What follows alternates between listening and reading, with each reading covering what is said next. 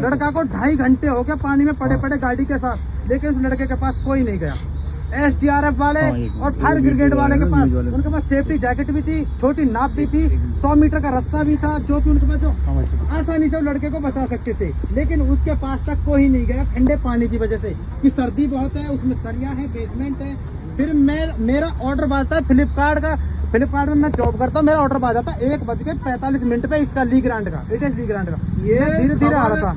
ये खबर मुख्यमंत्री जी को टैग की जाती है, कितनी लापरवाही दिखाई जा रही है वो सामने सीधी समझ लेके आया। मैंने देखा यहाँ पे बहुत ही लोग थे, कम से 100+ लोग थे यहाँ पे, पुलिस भी थी, SDRF वाले भी थे, फायर ब्रिगेड वाले भी थे। मैंने आके देखा तो वो पानी में पैर दे के ये कह रहे थे कि पानी ठंडा है, हम नहीं जाएंगे, सरिया है अंदर, हम नहीं जाएंगे।